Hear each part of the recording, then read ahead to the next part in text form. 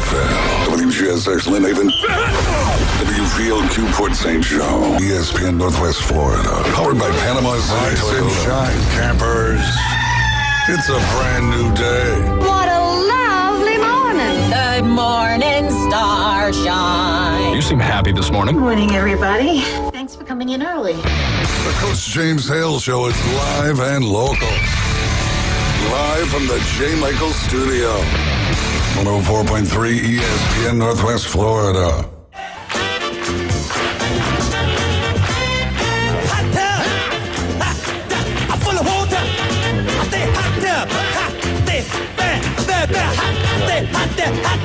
Gonna get you hot tub.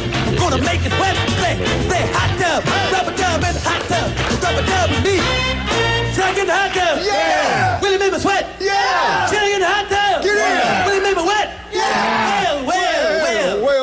Good morning. Welcome to 104.3 ESPN Northwest Florida. Wildcats back in the building. Before we get cranked up today, I got to tell a little story that happened to us yesterday. We were at the legendary J. Michael's restaurant. You want the best seafood, ice cold beer, but every Wednesday we have the J. Michael's world famous spaghetti. We're in there, Glen Manley, we're having a great lunch, talking, saying hi to everybody, walking by. The place is packed out. Every Wednesday, lunch and dinner, that world famous spaghetti, people are going to be there. They die for it. It's incredible. But we're talking, having a good time, and who walks through the door that he's not supposed to walk in? It's employees. Michigan Eddie. He comes walking in, he sits down, interrupts our highly intelligent, top secret meeting, and then he orders 7 spaghettis to go. An hour 7 to go. 7 to go. An hour later, he left, and Glenn and I were just shaking our head. Our ears were hurting. So if I'm kind of off today, it's because I had to listen to Michigan Eddie for a couple hours. I want you to keep in his prayers, too, all you guys. He's going to do some stuff. Go out to Houston, get checked out again, make sure everything's good. But no, we had a great time yesterday at the legendary J. Michael's restaurant. Go check it out today. You're glad you did. And now he is back. Can you believe we got the most famous, good-looking, young, handsome. I mean, I can't say enough good things about it. I have missed you. Now, I badmouthed you when you weren't here. That's good. Now, are those a couple gray hairs starting to show on the side? I've got a couple more. We got. I don't know what the money line is. How long that job you got that Tommy had? Tommy was there longer than anybody. Yeah, I don't know how he did it, man. It's a fun that's job. what we're saying. What's the over under? Yeah, I can't remember what our odds are, but we've been betting on you anyway. No, I've had a good busy couple months. Just some changes in our office, trying to hold down the fort, and but back to where we can get out a little bit and. Are you getting some help? Oh yeah, man, it's been great. So good. Got some help, and we're starting off the new year strong. So. You talking about legends. This guy, you know this guy besides you. I'll let you introduce him. Tell everybody who he is and what's he do for a living. Yeah, as I call him, my best father-in-law I've ever had, right? So just a little dig and a compliment. But no, this is my father-in-law, Derek Bennett. And good morning. He's a guest on today. And, man, he wears a ton of hats. But the biggest hat he wears is his call to ministry and what he does with his organization down at the Ark. And, I mean, I'll let him talk more about it. Sure. But I'm glad to have him on today. Well, it's good to be here. Thanks for having me, Coach. Man, look, Derek, Jeremy, I've watched him. His body completely changed. Am I kidding or not? I'm not being ugly. I'm bragging on him. He's like us. We're the gym. We do. I talk a lot. He actually works out. He's always got sweats on. But I do. How much weight, if you don't mind? How much weight have you lost? Probably over the last several years, maybe 40 pounds. Yeah, it's incredible. Wow. It's incredible. Yep, just to make it part of your life. You know? I see you there every morning, Coach. You are diligent. Yeah. You're working those jawbone muscles.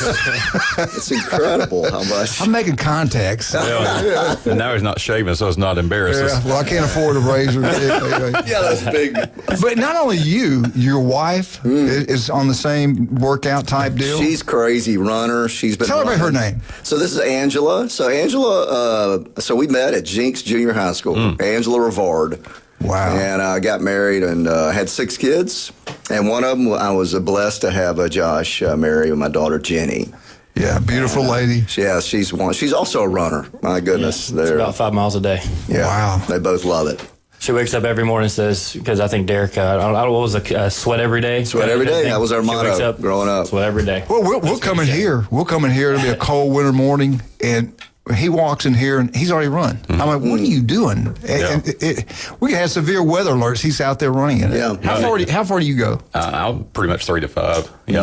Every day or every other? Or At what? least 5 times a week.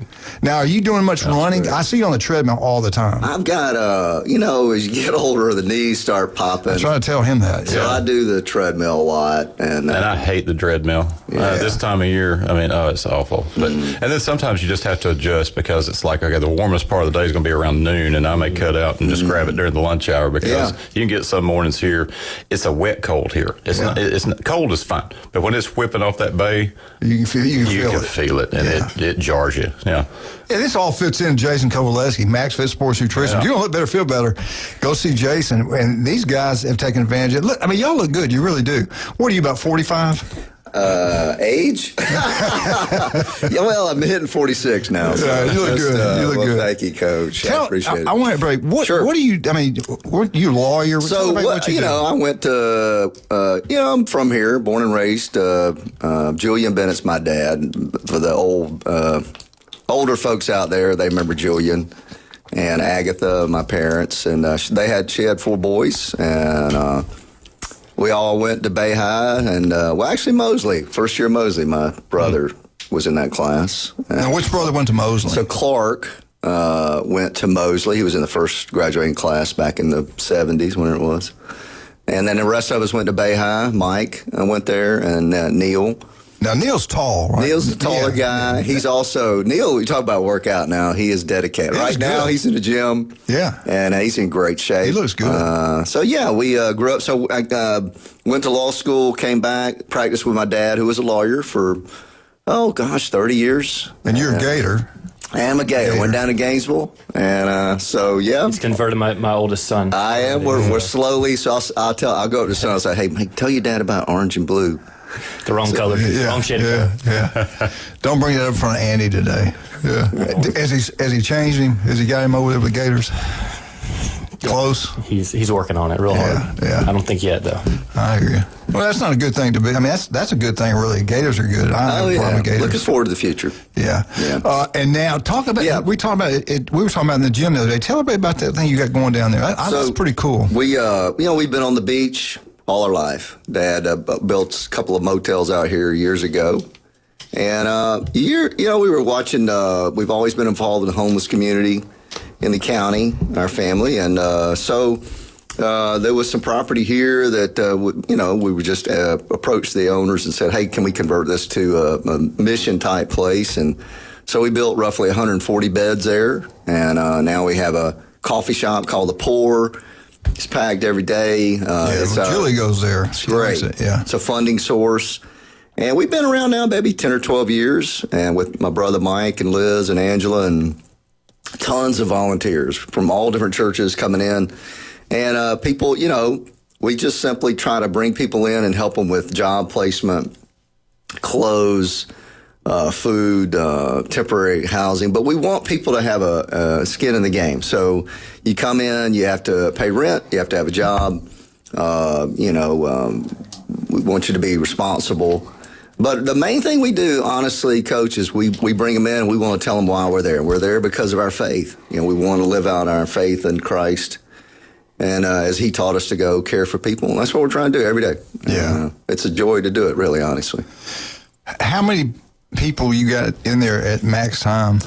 We'll fill up on occasion, especially in the winter times. Coles brings in a lot of people. And then it flows down as people get ready for summer. Jobs come back up. People move back out.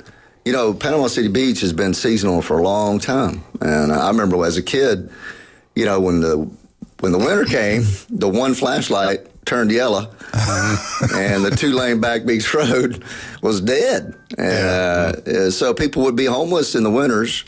And so we thought, let's do something about that.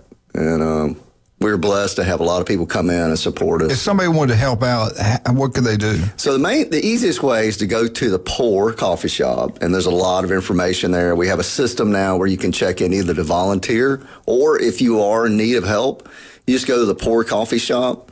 You go up to the baristas, the ladies up front, and say, hey, I want some help. And they'll help you. Cool. Okay. Yeah. Does Wally help out with you? Wally. Yeah, Wally's What's Wally's last name? I forgot. We're going to keep it at Wally. That's what he likes. I love him. I love Wally. He's an older gentleman that seasoned, that helps us out, and he's a volunteer and makes coffee. He's just an all-around good fellow. Good man. Always in that gym. Always.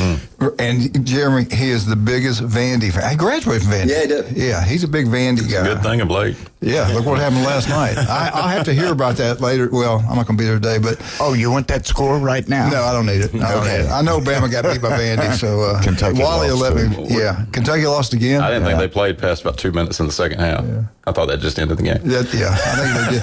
I think Josh had a family member calling that Auburn Texas A&M game. I don't know. a lot of money bet on that game. I had dogs on both teams. I had two people I was cheering for. The head coach of Texas A&M, who I've known since I was in diapers, and then obviously an Auburn guy. So it's that was a hard one for me to watch. Are you going to get up to a game this year? Man, I've been more of a Florida State basketball fan this year, believe it or not. Having one of my former players play there. So I've been watching. I thought it was because of FSU's home schedule and the teams they're bringing in. Yeah, we have seen a lot of good games recently. But not. Plus, you can get in. Yeah. See those teams. Yeah. No, it's been fun watching Florida.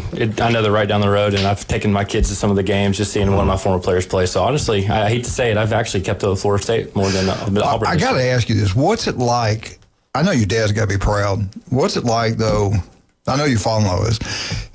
Your brother's here. Mm-hmm. He's coaching. He's a head coach. Talk about that. How's he doing? He's good. It's a learning curve. He's 23 years old, trying to figure it out, get his feet wet. And a head coach. But I'm proud of him. He's at a place where. Tell everybody his name. Austin. Yeah, Austin Latch. So he's 23. Just got out of college. Played at Delta State. But he's hopped right into it and is doing a great job teaching PE, loving it. Every time we talk, he's like, man, I love my job. So he's really good young coach, and I'm just proud of how much he's grown. How are they doing so far? They're okay. I don't know their record so far. I feel like a bad brother. I've only been to about one game, but my life is so busy. But I've been trying to keep up with him a little bit, watch it on the network, and I'm not sure what his record is, but I know he's doing a good job. Yeah, when we wrap up college football, we're gonna. Matter of fact, I can talk to you after the show. We're gonna start trying to get all that. We got Bay coming on, and we're gonna try to get all the coaches to come on like we do football and cover those guys. But the way this calendar is with college football, something's got to be done about it. We talk about that all the time. I cannot believe, could you imagine being a head football coach at Ole Miss, Miami, Oregon, Indiana? Playing tonight and tomorrow night. And look at the number of players that are leaving. Oklahoma State lost 61 players transferring out. Gosh. Auburn lost a lot, but Auburn's actually bringing in some really good ones. I got some little information on that. We got Andy Burcham, I hope, at 8:15. I didn't talk to Andy last night, so I'm hoping we get him today at 8:15. I want to ask him about that Texas A&M game, and he's got to be kind of careful when he talks. He really doesn't like to get into recruiting and stuff like that. I don't know. He doesn't like giving away his sources. Well, he can't. No, it's not that. He can't. Certain things they can talk about, certain things they can't. Well, so I get that. So I try to keep like officiating. I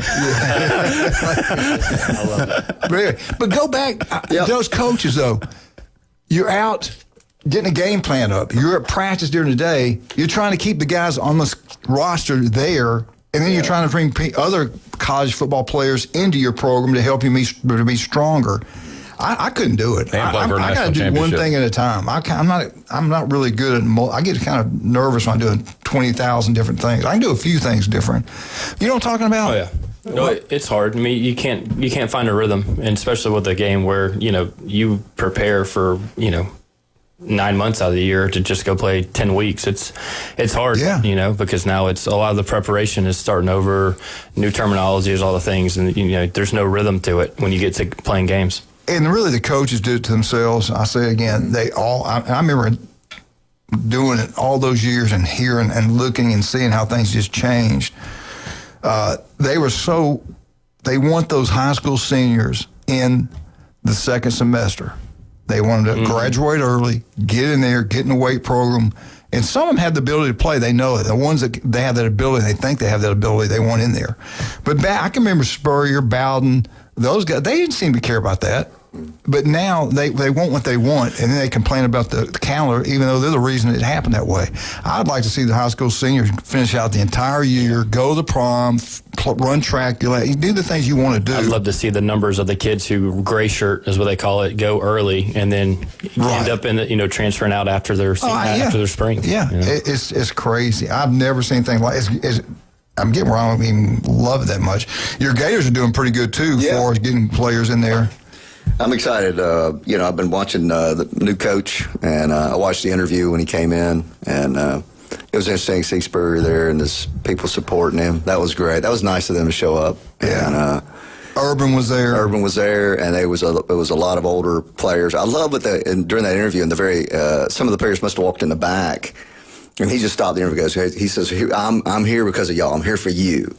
And he was like a kid. Yeah. And maybe that's, I'm excited for the Gators. We'll see. His record's pretty, he did a great job at Troy, Tulane. Yeah. And you see, we got to take a break. I'm over now. I'm going to do a couple of them, okay? All right, let me do a couple commercials. Jeremy, let's start with you. What's going on down the church? Tell me what church we're talking about. Well, First United Methodist Church, Panama City. We had a great Christmas start to the new year, and things will crank back up on Wednesday night for us next week. You'll give the schools a chance to kind of get their footing and age level programs for children, youth, mission opportunities, all those things. So, and Sunday mornings 8:15, 9:30, 10:45. So come join us. Go check it out. You'll be glad you did. I'll tell you what, man. Beef O'Brady's, Lynn Haven. You talking about the games tonight? Pat Perner does a great job, city commissioner. You want to have a great time tonight, get out there and go watch the Ole Miss and the Fiesta Bowl against Miami. It's going to be a great football game. The wings are incredible. Customer service is unbelievable at Pat's Place. And the key word here is Beef O'Brady's, Lynn Haven. Now, Pat gets a lot of calls in. People like to do it at their house. They have parties, especially on the weekends. He doesn't care what the number is. Just call, tell him what you want. They'll be waiting for you. Pat Perno, City Commissioner, Lynn Haven. Great job at Beef O'Brady's in Lynn Haven. Hey, we're already at Lynn Haven. Let's go see Russ and Amber. And what are we going to get them? I might want to get Derek something. What can we go? David Adamson, designer jewelry, gold and silver's at an all-time high. If you got some old gold, old silver, take it in there. Get the best price for it. If you got a ring or a necklace or a bracelet or something like that for Christmas and you need it properly sized, they do it right there in-house. They don't send it out. No waiting. We're talking about David Adamson, designer jewelry, 830 Highway 77 in Lynn Haven. Skin cancer can be deadly. We lost a coach. I say this all the time to get your attention. We lost a coach, the Houston strength coach, to skin cancer. It can be deadly. All it takes is 5 minutes. Go by and see Dr. Ward. If you're listening right now at the other panel in Florida, he's got an office near you. Listen to Dr. Ward every Wednesday, 7:30, right here on ESPN Northwest Florida. We'll be right back.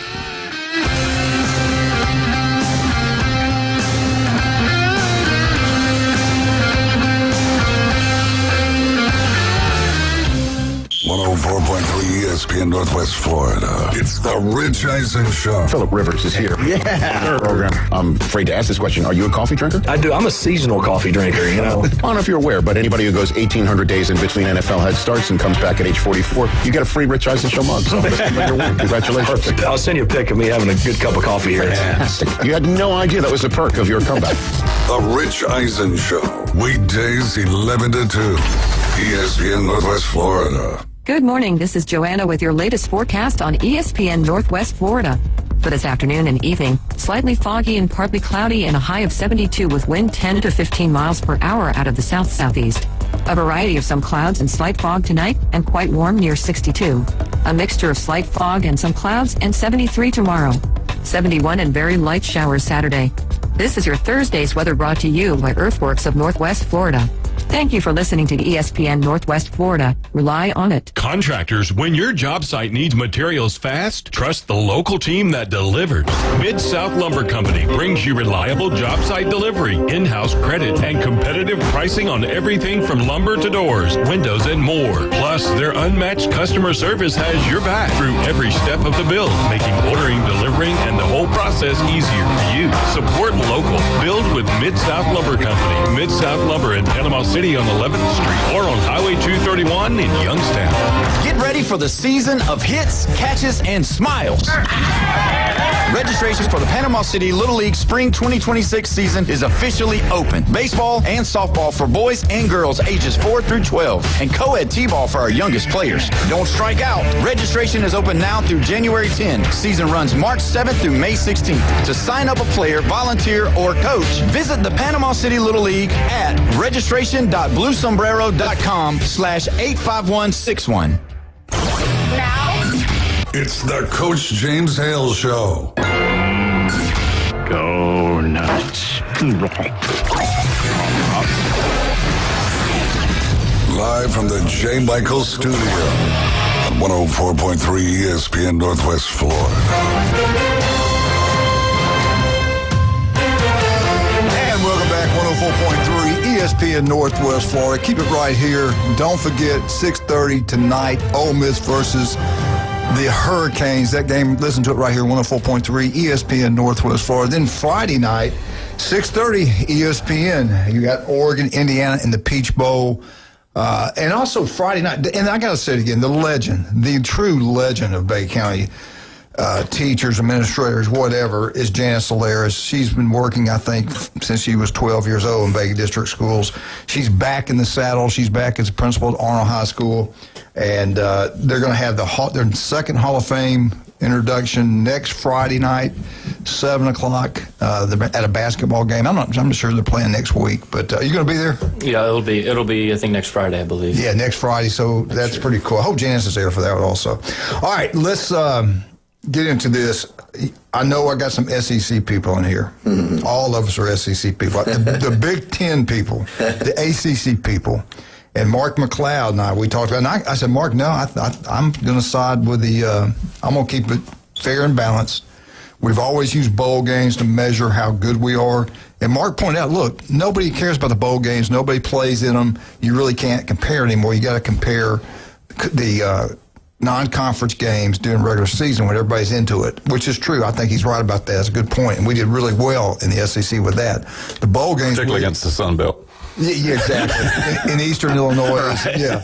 So he's right on that. He's truly right on that. Now, we did beat Michigan. Oklahoma beat Michigan. Texas lost to Ohio State. So you got to look at all that, who they played. But my question to all of you, and I'll start with you, Derek, is the SEC, you look last 20 years, the SEC has won 13 of the national championships, and I think they played almost all of them. They dominated like it's never been dominated. It's been the SEC since 2005. Is it over? The Alabama dynasty is dead, buried, and gone. It is. I'll admit it. I'm an Alabama guy. It's over. Is the SEC king of the football? Is it done? Are we not the king anymore? I think there's a leveling out that I think is going to happen. NIL, money, coaches, younger players coming out. I remember Josh and I had this conversation when he was coaching up in Birmingham and more on the college level. And now do you not only have to watch, people coming out of high school, but you're looking at transfers now and happening in the middle of the season. So all this mix-up, it's you're going to have talent that's really going to be spread out. I mean, look at the Final Four. Look at who's in it. Mm-hmm. Who would have thought? Never. Indiana. Nor would they have been selected in a format. Team. Yeah, right. I mean, that's the other part there. So So I think that, but at the same time, you got a pretty big history coming back because there's still some young guys out there with their dads who said, hey, I went to Auburn. I went to Florida. You need to check that out first. Yeah. So there's I still believe there's some loyalty there that's going to go with the SEC. So I don't think it's done. I think I think money is going to help is part of this, spreading it out. Well, and it in the communication I sent to you, I won't disclose all of it, but from inside the athletic department of one of the SEC schools, an AD is saying you can't blame the players. The system is designed. If you have a good year, your value has gone up. You go and shop yourself around to the next place that can offer you additional money. No different than the workplace. Yeah. You know, people move to new positions all the time to gain more lucrative, situations for themselves, for their families. And so that's the system we have now. And if you don't have the dollars to compete, if you just kind of, let's just say it's the business side, it happens to be a game, but it's a business. You have a great year and they can't pay you what you're now worth relative to the market. You go and find a place that will. And there are portals to do it. Yeah. I think the margins are slimmer, obviously, across the board. But when you look at the prestige, there's no more, I want to be here for 4 years. How many kids, from my side of education, how many kids are going to play 4 years of college football and not have a degree at the end of their term? Because the other side people don't see is, okay, well, these credits don't transfer out of state or from private school to public school or different things. So it's like, okay, we're going to put all the emphasis on creating 1 year teams, but then these kids are the ones suffering. Yes, they're getting paid, but are they really going the extra step to make sure their credits align, and are they graduating after 4 years? And I think the SEC went 4-9 in bowl games, but Ole Miss beat Tulane. Okay, everybody kind of expected that. Ole Miss beat Georgia. That was, right there. We eliminate each other. Eliminate Georgia. And Alabama beat Oklahoma. So we only beat, the only really team that won outside the league was Ole Miss with 1 win, and Texas beat Michigan in the Citrus Bowl. That's it. In the past, and we can't say, in the past we used to run our mouths, look what we did in the bowl games, we dominated, and now we can't turn around and say, oh, wait a minute. We had people sit out, and they don't care about bowl games anymore. The other teams had people sit out also, and they beat us. They did. Yep. They beat us. It's not a good look. I do think the SEC was down. I look at the quarterback play across the league. We had new quarterbacks being broke in. I thought Lagway was going to be the guy. I thought he would be the stud after what he did as a true freshman. He was a bust. I don't know if it was an injury or what. He was never what we thought he would be. It was frustrating but I don't know if it's a cohesiveness of the team, the coach. You have to have that proper alignment, chemistry. Yeah. And, that's why I'm a plug for the Gators. I watched this young guy coach in Tulane with passion. And I think that's part of it. I mean, you know what? I mean, even the FSU guy. I watched that coach. The first game he had, I was watching to where one of his players intercepted the ball at the goal line, was running it back. That guy ran with his player all the way down the sideline and hugged him in the end zone. Wow. Now that's passionate coaching. Yeah. And I think that'll help even today, don't you? Oh, yeah, no doubt. The chemistry of a football team, and I get it. If you play, let's say you're playing at Auburn, and you're not a All-American, but you're a good, solid SEC player. You're starting, but you're not a superstar. Maybe you're undersized, but you've been there. You've been through the winter workouts. You love Auburn, and you have some hot shot that plays your position or plays another position where your buddy's at, and all of a sudden he's making more money. He's never been there. He hadn't been through the winter workouts, and he's out there playing. And you see him in the locker room. He really doesn't care. He's there for the money. So you do have those personalities that conflict like that. And then you look at Indiana. He had at least 13 players that came with him from James Madison, and they play as a team. They didn't have the number of 5 stars Alabama had on that roster. No. And I really think the evaluation on Bama players were. It's also a much older roster, age-wise. That's how Michigan won the national championship. They were there. Go through and look, and there's still a lot of developmental differences between a 23 4-year-old who's been in the weight room working versus an 18, 19-year-old. So, no matter the skill level. So I get it. I just hate that. And let me ask you both this.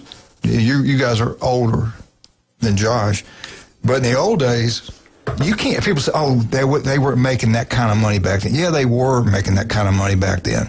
Alabama, that huge stadium, they were making big money. Ohio State was making big money compared to the cost of living back then to now.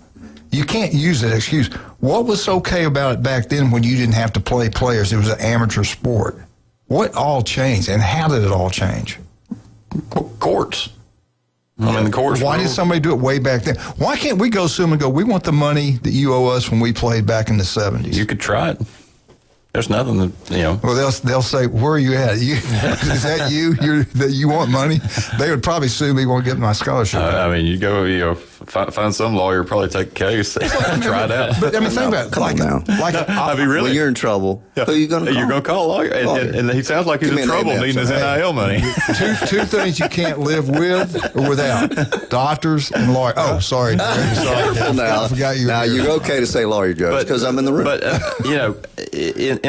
in the course of just one day, I mean, you went from June 30th, the year everything changes, where everything was illegal, to the very next day. I remember Montana Fouts was receiving NIL endorsements and money. The problem with that was that the Supreme Court didn't put rules on it. No, they just said open up the door, and now there's no rules. They didn't say it. They don't care about rules, but the NCAA should. Yeah, well, and that's where we need to get to. And without federal legislation, which is not going to happen, you're just a Wild West. Well, I was getting, look at Steve Spurrier. You don't think he's worth money back when he won the Heisman and the best player in the SEC his senior year at Florida? He could kick a field goal. He could do it all. I mean, he deserved big money way back then. He didn't get anything.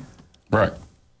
I don't get it. It's like everything we love, they seem to try to screw up or something. I don't know. All right, let's take a break. Why'd you give me that look? You said I'm going down the wrong. You knew where I was heading. Because you're having fun. Okay, I'm having fun. Hey, I tell you what, that Cajun place, I love Rick. He does a great job down there running it. Jan and Trudy do a wonderful job. This is time of year they always give back to community. It's hard to get in there during the summertime. 50-cent wings. $5 pitchers when the games kick off. Get in there tonight. Watch Ole Miss take on Miami. It will be packed out, and when they kick off, enjoy those specials. Now, they got their regular menu, some great food, great atmosphere. Go check it out on Thomas Drive. That Cajun place, you'll be glad you did. Now, also, don't forget about the legendary J. Michael's Restaurant, ice cold beer, the best fried shrimp you'll get anywhere.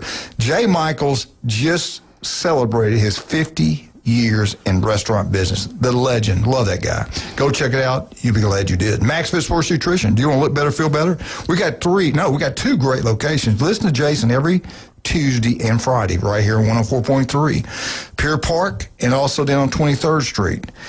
You got all the competition. Josh, we tell them all the time that parents, we have so many parents listen to us going into work and going into taking their kids to school. They got baseball players, they got cheerleaders, they got track people, they got soccer, you name it. You're not competing now with high school kids across the country. These seniors are competing against college athletes. So you want an edge. Jason can give you that edge. He can tell you what you need to be eating, what you shouldn't eat, what kind of workouts you can get, supplements, you name it. The guy can help you out. He is incredible. Played at Bay High School. His mother was a teacher over there forever. She was a scholarship athlete at Ohio State. Basketball.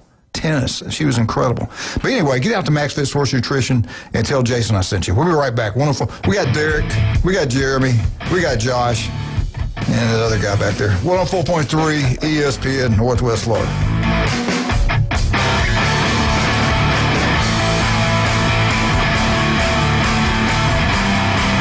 Los Rancheros has been doing it right for 20 years. Los Rancheros brings a top-shelf dining experience to you with the opening of their beautiful new building. Watch all college and pro games on Los Rancheros' 14 large-screen TVs with great drink specials daily from 2 to 5 and during all the games. Los Rancheros, the place for live sports and great food on 23rd Street between Jenks and Harrison.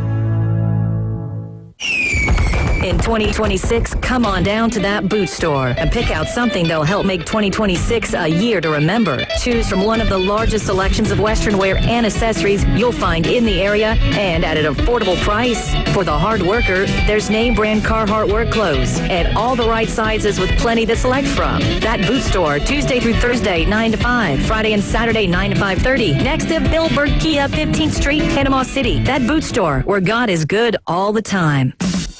With over 4 decades in business, Instant Replay Sports Cards is happy to take your collection to the next level. All new hobby boxes, signed memorabilia and supplies, new and vintage cards, and Pokemon. Buy, sell, and trade. They're an authorized source for Topps, Panini, Upper Deck, and Leaf cards. Instant Replay Sports Cards inside the Stanford Station on 23rd Street next to Academy Sports. Come see the bigger store and the larger inventory, or visit online, instantReplaySportsCards.com. Reach out, call up and just say hi. Give him a call. Phone lines are open. 850-215-6290. The Coach James Hale Show is taking your calls live and local from the J. Michael Studio. 104.3 ESPN Northwest Florida.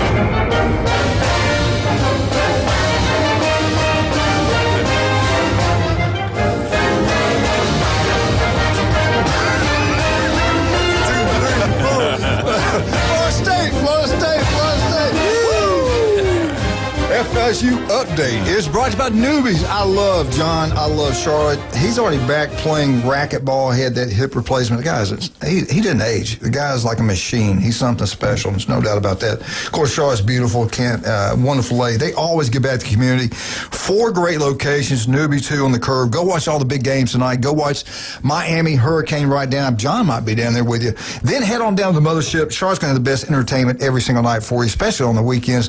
Check out. And we got the new in St. Andrews, the beautiful blue facility over in St. Andrews. Go check that out. That's Manley's one of his favorite places. You can stay out there on a cold night, enjoy the view, and have a great time at any of the Newbies and tell them Coach sent you. All right, Josh, I want to, before we get into basketball, and you got some connections there, FSU football, we keep talking about these transfer in, transfer outs. And I mentioned this the other day, I said Auburn, which is unbelievable. In my lifetime, I've never seen football down that many years, because we all know how important football is in that state. And you got to win at Auburn. Yeah. I do think they pulled the trigger too quick on the coaches, but I get it. Could FSU find itself like Auburn? Auburn's lost five losing seasons in a row. Can you believe that? That's hard for me to comprehend. I think I saw a stat. They've had 9 transfer quarterbacks in the last 12 years or something like that, which is not, I mean, again, that's the nature of it now, right? But again, it goes back to the point of consistency and development, you know, like other schools are developing your players outside of your system. So then you have about 5 to 6 months to develop them how you want them. It's just, you know, for 10, 11 games. So the whole dynamic has changed. But no, I mean, Florida State, again, I went to my first, again, not from here, from Alabama, right? So trying to become a Florida boy, went to my first Florida State football game. It was against Miami, right? So, but I love the passion of the fans. I love the environment, right? But the product on the field, just it's not. The importance of the quarterback position is super critical. And having them go 1 year, 2 years is just it hurts, because one, you know, you're the leader of the team. The ball's in your hand every possession. You know, you've got to be in sync with the line and the coaches and all the things. So wasn't overly impressed last year, like I think most Florida State fans were. And then seeing what they're doing in the portal this year is kind of interesting. Being an Auburn guy, seeing, you know, Daniels go down there, and I mean, I love Malzahn. I'm a Malzahn guy, but be curious to see how that pans out. Well, I'll tell you, the day the product on the field was really good was August 30th. They were ready to play. That's a great point. Derek, how can you play that well, that one game, and then they had the cupcakes, and we all thought FSU's back. Yeah. And you know it, since 1977. What FSU has done is incredible. What Bowden did, and now to see it's just hard to comprehend. It's that bad. I don't know where the consistency can come in, because I honestly think back about, not only was Coach Bowden brilliant in laying out a game plan, he knew it from such training, but you had a man that was just a committed, a faithful person, loyal. And so if you're parents, you're entrusting your kid to this man without concern, because he's going to take care of your kid for 4 years back in the day, not today now. Right. So where do you get that? And I think that's what part of the problem is. We have so many coaches jumping around. It's just all money. And so I don't know that answer. I hate where we're going. But and they don't have the money like a Florida, like a Auburn. I mean, they Texas. don't. The leagues don't pay that. So how can you overcome all that? Miami's in the playoffs. But they got a billionaire booster down there that's helping getting their players. I don't know. Can they get it back? Are they heading down that road? I think there's so many unknowns. I'm not sure because of just the landscape of it. But see, I'm different. I saw that quarterback at Auburn. I saw potential. So? When I watched him, I said, this guy's got some ability. Now, can Gus get it out of him? Gus has done a good job with quarterbacks that can run. The problem last year, he could run, but he couldn't throw. Yeah. Now, you got to be able to do both. None of the Auburn quarterbacks last year could throw. So Jackson Arnold had about, 8 weeks to get it going. Again, I go back. Spurrier would pull a quarterback in a heartbeat. If you're not getting it done, next guy up. Yep. All these other coaches, I don't know if it's NIL deals or what. You can't tell me at Auburn they couldn't play that freshman from Mississippi. When he got in there and where he did get in the game, he looked pretty doggone good. Unbelievable potential. Well, I think a lot of it now, you get a young guy and they show him that he can play and he's a backup. Guess what? Some other coach is going to come poach him and take him. Well, I think they try to hide players. At FSU, they weren't trying to hide players because they were in such a bad shape. They tried, I think, to do everything they can to win those games. Yeah. I don't know. Do you think they can get it back? I don't know. I think the ground is still kind of shifting, and we're watching. I mean, I'm looking at this board, and you got Indiana and Oregon playing. We had a picture of Mississippi and Miami. I think Mississippi is probably the anomaly in that, honestly, with Ole Miss, because I don't know that they weren't the benefactor of Kiffin understanding the NIL environment better than most. Whether it sustains in Oxford will be a big question with Pete Golding. Yeah. He may do it. I just don't know that, they're resourced as well as some of the places that I anticipate will do well in this environment. Miami's got resources to stay. And college football has always been a game of the Bergs and the Vills. And the NFL has been your metro areas. But the metro areas have those resources that you can bring to bear. And we may see a resurgence, in these college towns, or not the traditional college towns, but the places where colleges and universities are located in these metro areas. Yeah. If they care, I just don't know we're going to know anything for another 3 years. I think Derek made a good point earlier about coaching. I look with Summerall with the energy he has. Those players like him. Look at his track record. And you look what they're bringing in right now. Matter of fact, the way too early prediction, and I like this one guy that did it. He's got Florida. Now, I know it's way too early, but they did it. They got Florida going 9-3. But you see excitement from the Gator fans, the Gator boosters that were willing to put money into it now because they feel like something good is getting ready to happen. Miami wins a national championship. They got the billionaire down there. Then you look at FSU. 90% of the fans want the coach gone. And they can't get rid of him because of money. I like him. I think he's a great guy. I like the guy. I think we could, I'd love the, back 80s, 90s, the state of Florida dominated. Come on, let's be honest. Yeah. We just controlled college football. And you build up that legacy because a young college player, he's coming out of high school or transfer. What does he want to do? He wants to play in the big leagues. Well, the SEC is the portal still. Yeah. So these guys can go back and say, a coach can walk in there and say, hey, especially Alabama. Look, most of the NFL players are coming out of this school. That speaks to these players. It's not just money, it's that kind of legacy. And if you're a player and you go to Tallahassee and you see the stadium is 80% full, maybe, and you go to Gainesville and they're playing another SEC school and it's packed out. But you know what though? Look at Miami. Nobody goes to their game, and they're still getting good players because of the money. Because of the money. Well, and location. Yeah. And you're going to go hang out at South Beach compared to Lincoln. Let's just. All right, let's get off football for a minute. I want to get to basketball. Yeah. How's your boy doing? Tell everybody who he is and what's. So Alex Steen, Panama City Beach native, played at Arnold for all 4 years of his career. Coached them 3 before I left and went to Lee University. But he went to Florida Southern, was an All-American at the D2 level, and then his last year of eligibility got in the portal and signed on with Florida State. So he's starting at the 5 position for Florida State all year, and it's just been exceptionally well, been really good. And it's been cool to follow his journey because he's one of those that, during COVID and all the things, he's, hey, coach, can we get the, just the ultimate gym rat. And every coach I've talked to through his process has been, hey, his best days are ahead. So he's continuing just to develop and get better. But, seeing him start, and seeing him just do so well, they're played against Duke the other day to a close, 2-possession game, North Carolina to, about 10-point game. So they've had some ups and downs, they got blown out by Texas A&M and a couple other, Houston, a couple other games they didn't do well, but they're starting to pick it off because I think Luke Lauk's the new coach who's, I think really high respected in the basketball community. He's going to do a good job. He's got a lot of cool, good commitments coming in. Obviously, the portal will bring up, some more opportunities for him. And everybody talks about the skill sets he developed in high school were unbelievable. Somebody that coached, I guess, knew what they were doing. I don't know about that. You can't take credit for someone who just wants to be there. He kept me. He helped me be a better coach because he was always wanting to get in, and he challenged me sometimes. I remember you talking about that. He's a phenomenal kid, and he just made the dean's list again. 3.8 student, great future outside of basketball as well. All right, let's talk about some of our great sponsors. Appreciate every single one of their incredible people, no doubt about that. Chad Mitchell. This will be his 27th year on Bay District sidelines. The guy's unbelievable. The man, the myth, the legend, Chad. Robotic surgery, one of the first doctors trained in that. He's incredible. Also, I love him. You might even know Jason. Stevenson Air Conditioning. The guy graduated from Mosley High School. You can't get more local than that. Don't go see these national. You see these national TVs. You go with national companies. Don't do that. Go somebody you can trust.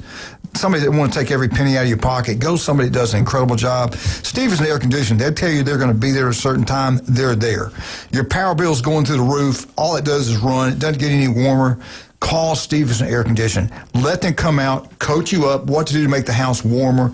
Also, it's going to run better. It's going to save you money in your power bill. If you got an old one, get rid of it. We've had 5 of our different guys in here have bought brand new systems from Stevenson Air Conditioning, and they can't say enough good things about it. Your power bill is going to go down. It actually will pay for itself over a period of time. That's local. That's Stevenson Air Conditioning, #1. Not even close. Steve Bertishaw, the swim coach at Mosley. What a great man. Yep. What a great man.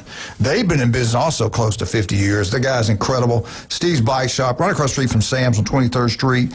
Those electrical bikes are taking over the world. You can go out as far as you want. You get tired, your back gets hurt, and you get worn out. Hey, just turn the juice on and come on back home. Get one, you'll be glad you did. They got brand new ones. They got used ones. They got everything right down there at Steve's Bike Shop. We'll be right back. 104.3 ESPN Northwest Florida. Derek Bent, the legend, the local legend is in the building. Yes, this is the one. We'll be right back.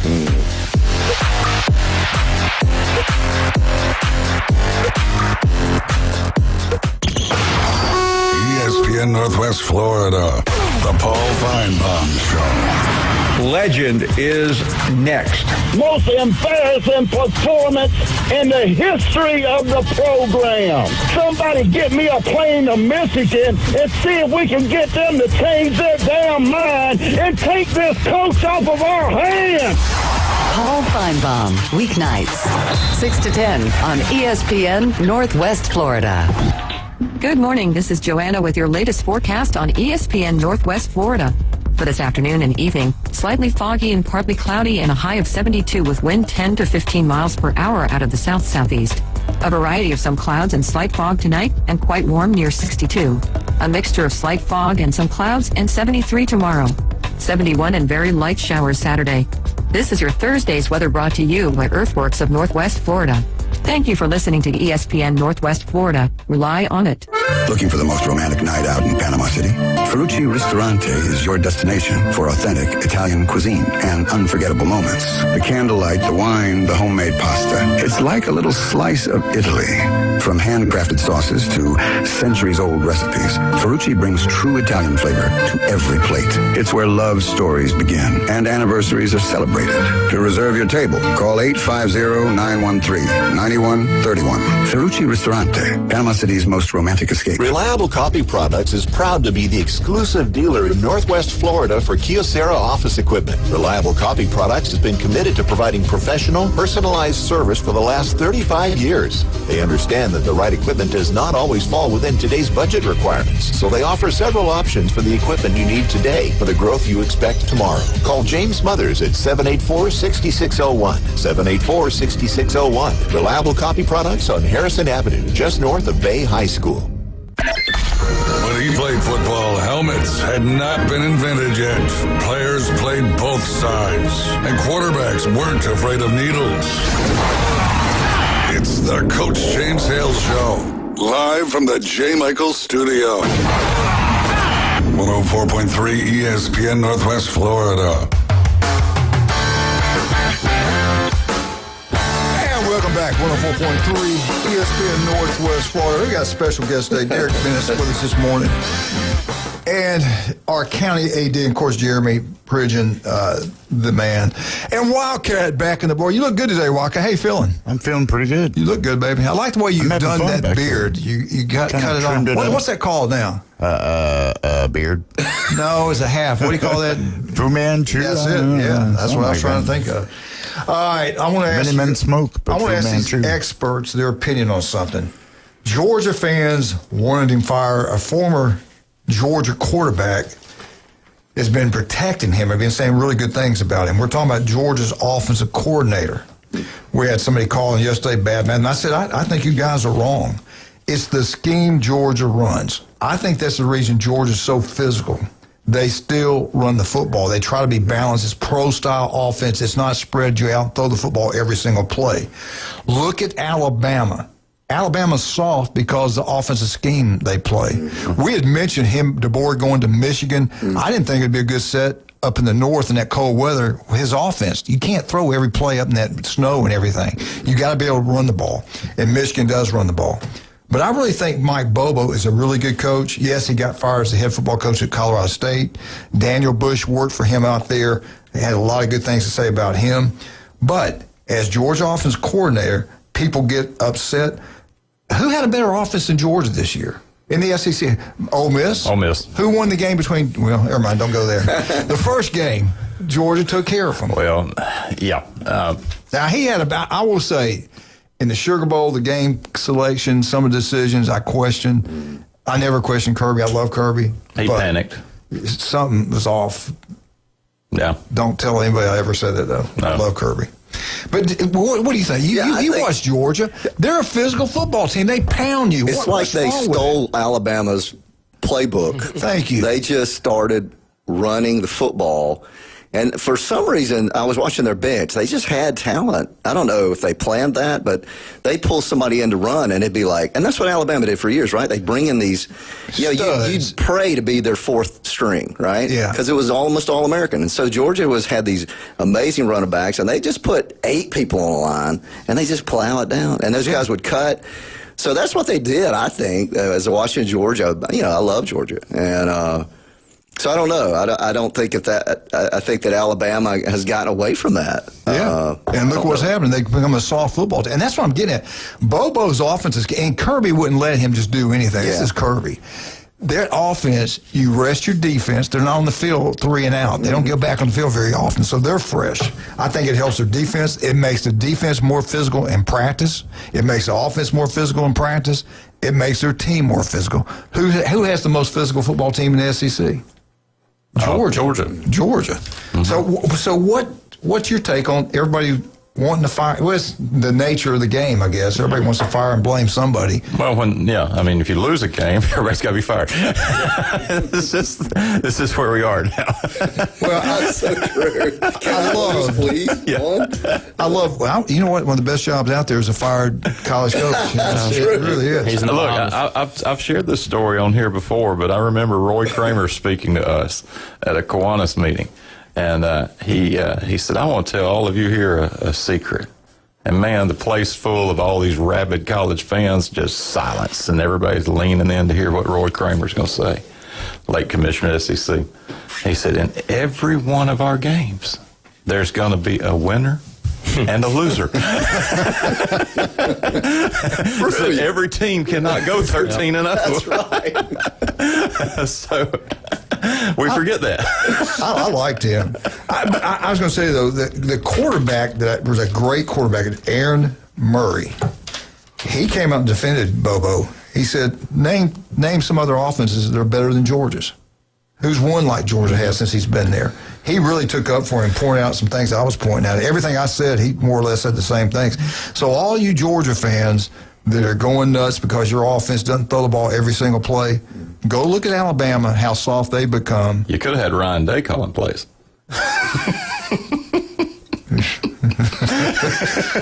Jason, that wasn't me. That was Jeremy. That was Jeremy said that. I mean, some other breaking news: the Florida Gators. That Woods, that true freshman stud edge rusher, he had 28 tackles, 3.5 sacks, 5 tackles for loss, 1 interception, 1 pass breakup, 2 quarterback hurries, and a fumble recovery as a freshman. Guess what? Guess where he's going? Florida. He's going to stay at Florida. They got him committed to stay at Florida. Isn't that something, Jeremy? You get a kid, you recruit the heck out of him, and you got to recruit him every single day. Every single year. I couldn't do it.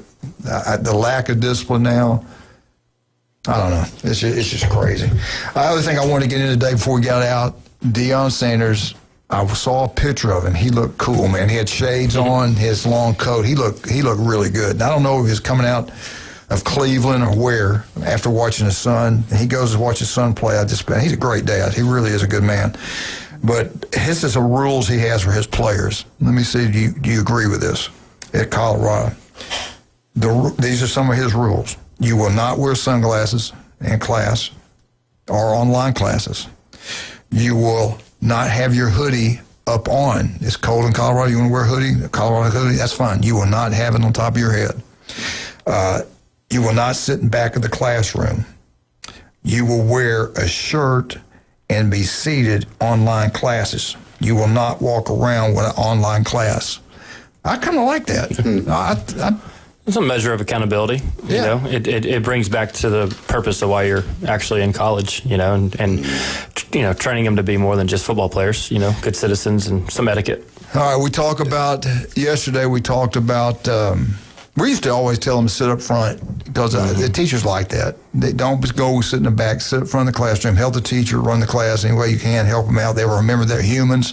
One day you're going to be in a bind, they might help you. At one point you might need to get to a B or an A. They're going to remember who's taking care of you. So sit up front and do the right things. Jeremy, Derek, Josh, this is what's going on in the SEC. As January 6th. Now, it has changed probably since then. The number of players that have left Auburn, 33. The number of players have left Florida, 31. Mm-hmm. The number of players to leave Mississippi State, and they don't have a new coach, 30.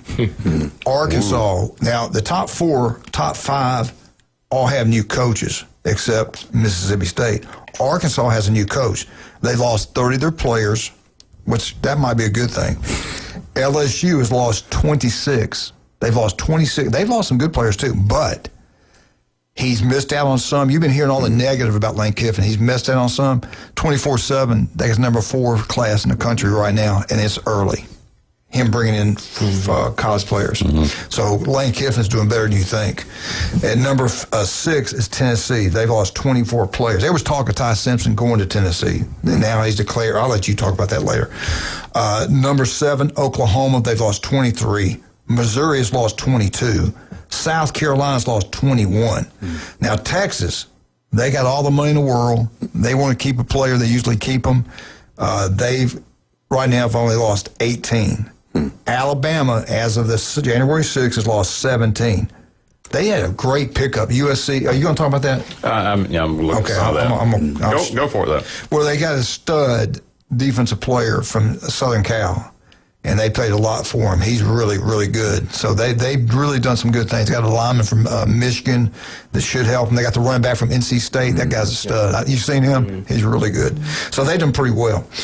Kentucky, your Kentucky Wildcats with the new coach, They have lost 17. He's done a good job, though. He's created some interest. They pulling in some players It takes there. a little time to do that rebuilding stuff. And Well, he's get got the everybody money. They have acclimated put to the new money into program. NIL to get players in there, and he's doing a good job. I will give you credit. I think It's hard to Kentucky's- divide all that money between basketball, sports, and organization. You and can tell it's football. gone away from basketball recently. No offense, As of John, no last offense. night, yeah. You see how we talk football, and he runs up Kentucky basketball. That's the problem with Kentucky right there. Right sitting back split. there. There's only so much money. Talking about splitting it with basketball. Indiana's been down so long, it's not a basketball school anymore. So they're a football school now. And they used to be just a powerhouse. Man. This is what's kind of interesting. The schools you would think that would lose some players like Vandy, they only lost 14. They've got all the money in the world up there. Wally's wealthy. Wally, give me some money. I'm telling you now, Vandy now decided to be good. I think they're going to be good for a while. I don't think they're going to fall off the map. Texas A&M's only lost 3. They were in the playoffs. Georgia's only lost 8. Everybody knows about George and Kirby, what he does. I'll never worry about them not having great players. And number 16. This blows my mind. You mean you know how many Ole Miss has lost on January 6th? Only 3 players. Wow. And you know how many have gone to LSU? 0. What's that say? Well, you've got some, traditionally a new coach, people leave. So I'm not shocked. Like Florida, we lost some, but we also gained. The kid from Georgia Tech came. Yes, he's brought some QB good Philo, players. that ball was re-signed. Right? So, And what did he do, Derek? He wouldn't hire these coaches off these staffs. That's right. He's smart. Yeah. And you're right. They got that guy at Georgia Tech can play. I think it's going to be a good year. So I'm not, at least for the Gators, I'm not that upset that they've lost some, because that's traditional. When you get a new coach, people are like, well, I'm going to move around. But, so the Ole Miss, that does surprise me. A couple of things that work there. One, it may come down to a known entity assuming the reins. You had Pete Golding versus somebody new coming in. 2, you're still playing for something. Yeah, you're in the playoffs. I mean, so I think And you got the whole month. Yeah. So watch after tonight if they're eliminated and see what happens.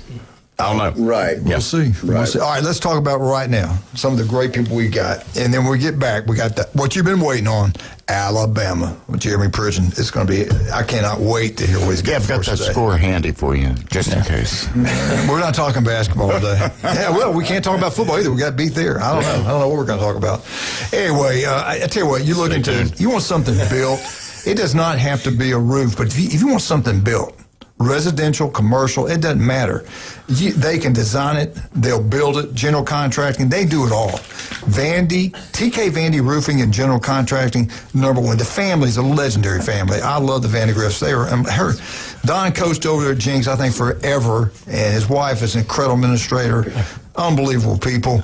But Kyle's done a great job. If you want a roof, you want something built, call TK Vandy Roofing and General Contracting. I tell you what, they'll do a great job. Listen to Kyle Friday. He does a great job every Friday right here on ESPN Northwest Florida. Also, you can't get more local than this. Patrick's daughter is an unbelievable cheerleader at Mosley. His son's an athlete.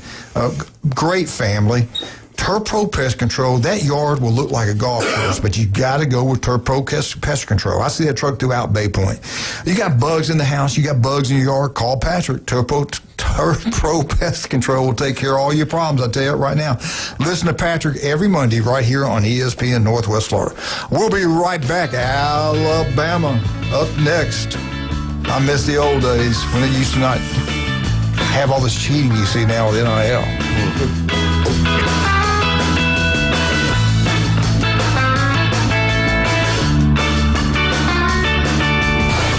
The brutal hits.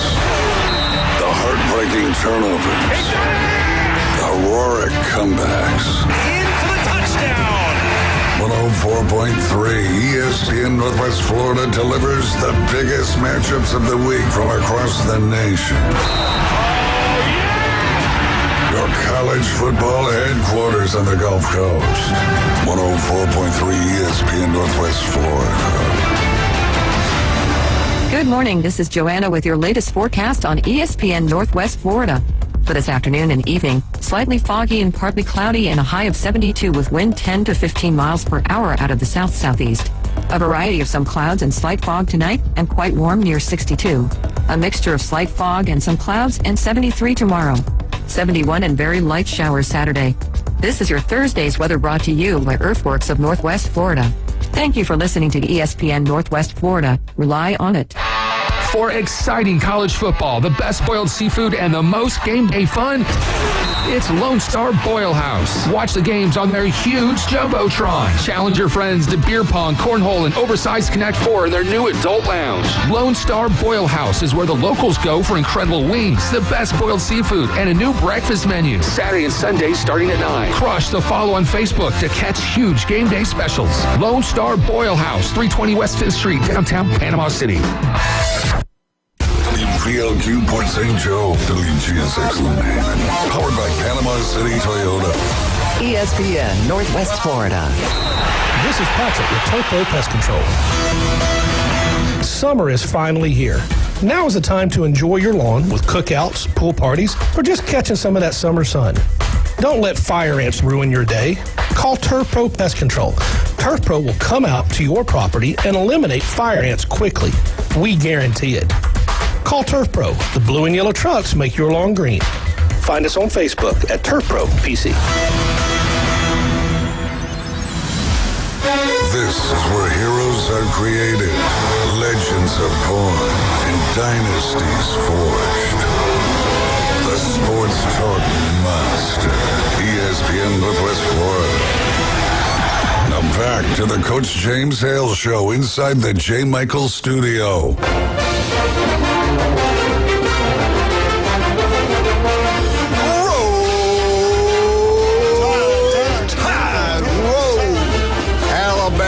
Updates brought to you one and only Stevenson Air Conditioning, the best at what they do. Stevenson Air Conditioning, there for you anytime, day or night. If it breaks down at midnight, call them. They'll be out there as soon as they can. They'll do an unbelievable job. Stevenson Air Conditioning, locals taking care of locals. That is Stevenson Air Conditioning. And never forget that, Stevenson Air Conditioning. All right, Jeremy, what do you have for us today on the mighty Crimson Tide? Oh, well, Happy New Year. Where do we want to start? A lot happening at the capstone. We can kind of maybe look back or we can look ahead, but I thought we would start with something that Wildcat might be interested in. We got the win over the Wildcats in men's basketball Saturday. Roll Tide. 4 straight, by the way. 4 straight. Say it again. Did you see that shot at halftime? Yeah. Just whoosh, 3/4 of the way down the court. Yeah. Josh, I think Kentucky basketball's dead, buried, and gone. I don't think they're even a problem for anybody anymore. It's the same as football. Yeah, same as football. That's same thing. Well, it's a little forced. Go Wildcats. All right, so tonight, the Lady Wildcats of Kentucky roll into Tuscaloosa at 15-1 to play the 15-1 Alabama women's team. 15-1? 15-1, playing 15-1. So now Kentucky's ranked number 6, and they've played a pretty strong non-conference schedule. Alabama has racked up wins over Sylacauga High School and like teams. So we're going to see just how good this 15-1 is for the ladies. But stay tuned. That's kind of interesting to see Alabama's women's team resurge. Speaking of basketball on the men's side. Tough night in Nashville. That odd court at Memorial Coliseum has vexed Alabama over the years, no matter how good our ball teams play. And explain that to that court. Yeah, if you're not familiar with Vanderbilt, the team benches are at the ends of the court. And so coaching can get really difficult when you're playing away from your bench. And then you're playing into that kind of elevated floor. It's just an odd layout. That. I would not. Josh, you like that court like it is at Vandy? I couldn't stand it. I'd be scared I'd fall off the thing. And it creates, it's already tough enough to win in the SEC on the road. But I think it creates a home court advantage for Vanderbilt because I don't know that you're going to see that configuration in any other gymnasium. And so Vanderbilt's always had that odd layout. And Alabama kind of played snake bit like that, got behind early, clawed back, could not keep the momentum, and Vanderbilt slips away there. So Alabama's now 1-1 in the conference with wins over Kentucky, lost at Vanderbilt. The Longhorns are coming up next. But it's been a successful non-conference season for Alabama. They've shown some promise. You've also seen some teams out there who may be really good. I mean, Arizona, when they beat Auburn and beat Alabama, they didn't just beat those two teams. They beat them like drums. And when Arizona wanted to separate from Alabama, it was over. But you've seen Gonzaga look pretty good. But Alabama's non-conference, kind of a foreshadowing of what may come in the tournament. Team can compete. They've just got to put together 40 minutes. Yeah. They can't play 32, 33 minutes and have these lapses where, basketball, Josh, and it's a game of runs. Mm-hmm. And these little runs that separate create too much of a deficit for Alabama to be able to claw back. But good things happening on the hardwood, on the women's and men's side, and hopefully that'll continue into conference play for both of them. Football. We had a failed mission trip to Pasadena.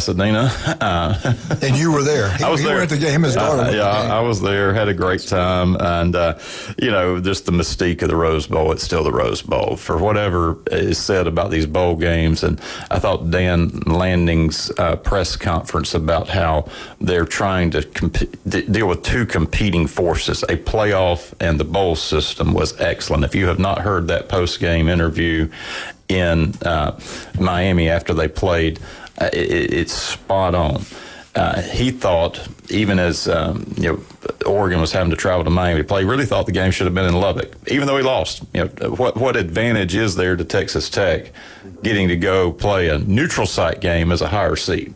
And he spoke into that. And I think we've got this dynamic that has to be resolved with the calendar of how do you play a playoff? I mean, you look at Florida High School. We just keep playing through. Once you get the regular season done, you look at D2, D3. Mm-hmm. They just keep playing through until they don't have this layoff to work with the old bowl system. Mm-hmm. Right. And now we've got the Fiesta Bowl, tonight, Peach tomorrow. Using the bowls to try to configure a playoff is really. They are two competing forces. Yeah. I say that to say the folks in Pasadena love their Rose Bowl more than they love being part of the college football playoff. Right. And so if you've not made that trip, it's just a bucket list item. You don't have to have a team in the fight. I mean, the parade, the game, all of that is just the spectacle. And it's like the Masters of college football. If you've been to the Masters, that's how they treat that game. Right. I think they could excuse themselves from the playoff and be just fine. Now, would the crowd still be there? I don't know. But I can tell you this, that game in Pasadena was a virtual Indiana home game. What, 70%? 80-20. Wow. Yeah. I heard they sold 73,000 tickets. Everywhere you looked, I mean, it was Indiana fans. Well, you could hear when Alabama were on the field, all the boos. Oh, man. I mean, it was a virtual home game for Indiana. And Alabama and Indiana never played. There was no animosity among the fan bases or anything like that. I mean, it was just a football game, but it was interesting. You said something about the bowl games. I remember back in the 70s, we were at Southern, we got a bowl game. That was a big deal, and the coaches loved it. But back then, you got to remember, all those coaches, they wanted a bowl game. They wanted to have another spring practice. Right. You had another month to practice football, and you had practiced a lot of the younger players until you got closer to the game. Right. So that's changed. That's changed. Everything's changed. I think Reese Davis is onto something when he said, for the bowl games to continue to be relevant, you may have to go just pay the players directly for playing in the game. Have a purse for the winning team at the end of the game. Mm-hmm. So if you win the Cheez-Its Bowl, the winning team gets X dollars dispersed among the ball players. Yeah. That might keep some kids in who may not have the lucrative NIL deals, who may not have made the playoff. And we've got a conversation coming up, a young man from Notre Dame who played, and, we talked about the opt-out. because Notre Dame, just said we're not going to play him, and he can speak more into that in just a little bit. Because I met him when we were out in Southern California. But the portal is the other item of interest in Tuscaloosa, and you chronicled fairly well some of those dynamics. We've got Josh Ford, tight end, coming from Oklahoma State, got 3 years left. Hollywood Smothers from NC State, running back. He can play. 2 seasons. Caleb Woodson, Virginia Tech linebacker, 1 year. Caden Strayhorn, O-line from Michigan, with 4 years left. And then you mentioned our USC pickup defensive line, 1 season eligibility. I like him. Current count that I have is 23, so that are in, and notable among that, Wilkin Formby, to Texas A&M, a couple to Georgia Tech, and then one to Boston College already declared, others still kind of shopping around. The bigger news, I think, for Alabama was in the quarterback room, with Simpson declaring for the draft. If Simpson had returned, you would have seen losses, there where Austin Mack would have departed or Russell would have departed, but you could not have the 3 in the room and Simpson returning. Yeah. So Simpson declaring, I think, will now create a little bit of a quarterback battle between the two that are the future. I'm excited about that freshman. Yeah. Alabama's in good shape at quarterback. They're in good shape at quarterback. Mack showed some promise, in the snaps he had during the Rose Bowl. Simpson, it's hard to know whether it's Simpson or his lack of blocking. And he was hurt. He was hurt. I mean, the team limped into Pasadena, and it showed. And Indiana looked across the line, and they just decimated Alabama. I never thought I'd say it, that Indiana was faster and stronger than Alabama that night. They were. Yeah. All right, we got to take a break. Andy, hopefully we're going to get Andy Bertram. I told him one of the biggest hires he's got to do, maybe not fire anybody, but he needs to add a new strength coach. You got this conditioning guy does a great job with their speed. Alabama's got to get stronger. They have not been as strong since Cochran left. No, they're not. They got to get stronger. That was embarrassing. All right, let's take a break, and we'll come back, and hopefully we'll have Andy Bertram, the voice of Auburn Tigers, talk about Auburn basketball, football, everything that's going on with the Auburn Tigers. But right now, let's thank Stevenson Air Conditioning for the Alabama update. Also, you want a great meal today, get out to Beef Braised over in Lynn Haven. Watch the game tonight over there. Have a great time. You want to have a party tonight? Watch Ole Miss at home? Hey, call Patrick. Tell him how many wings you want or whatever you want. He'll have it ready. Beef Braised, Lynn Haven. And Pat Purnell also does a great job as city commissioner over there. We're already over in Lynn Haven. Let's go down and see David. Let's go see Russ and Amber.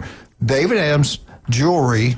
Valentine's Day is just around the corner. It's coming up next month, and they've got a whole new selection of jewelry. Take your jewelry over there for a free cleaning and inspection. We're talking about David Adamson Designer Jewelry, 830 Highway 77 in Lynn Haven. We'll be right back. 104.3 ESPN Northwest. We got Derek, Josh, Jeremy, and Wildcat on a beautiful Thursday here in Paradise. Be right back.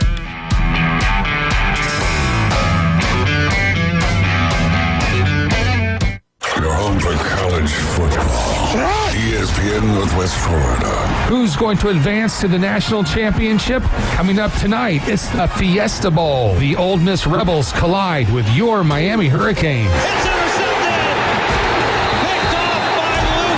Coverage from Glendale, Arizona, coming up at 6, kickoff at 6:30 tonight on your home for the Miami Hurricanes, 104.3 ESPN Northwest Florida. Good morning. This is Joanna with your latest forecast on ESPN Northwest Florida.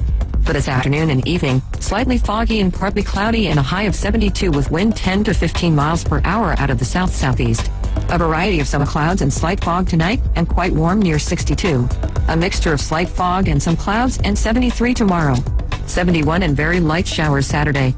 This is your Thursday's weather brought to you by Earthworks of Northwest Florida. Thank you for listening to ESPN Northwest Florida. Rely on it. Discover the new Kia. Stop by Bill Bird Kia today and test drive the all-new 2026 Kia, where comfort, safety, and technology come together like never before. Explore the new 2026 SUV family that moves you and drive away in a new 2026 Seltos, Sportage, or Sorento that are built to inspire every journey. Craving performance? Feel the thrill in the luxurious 2026 Kia K5 sedan, crafted for power, style, and you. And for innovation that sparks excitement, check out the 2026 all-electric Kia EV9, a modern masterpiece that's fast-charging, rugged, and roomy. Bill Bird Kia is the original 20-year, 200,000-mile warranty. It's the peace of mind that you can trust. Visit us at 2435 East 15th Street, Panama City, or online at BillBirdKia.PanamaCity.com. Bill Bird Kia, your local community dealer. The 20-year, 200,000-mile warranty is a Bill Bird Kia warranty. See dealer for details. He's a beacon of light to many and an inspiration to all. Winning.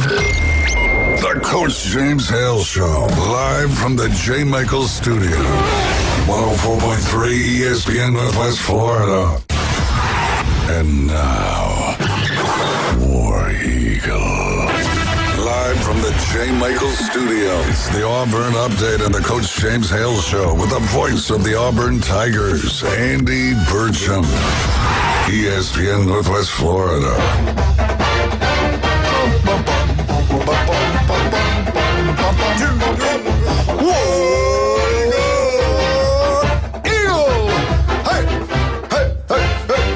And welcome back, 104.3 ESPN Northwest Florida. What you've been waiting for every Thursday, 8:15. The voice, the legendary voice of the Auburn Tigers, Andy Burcham.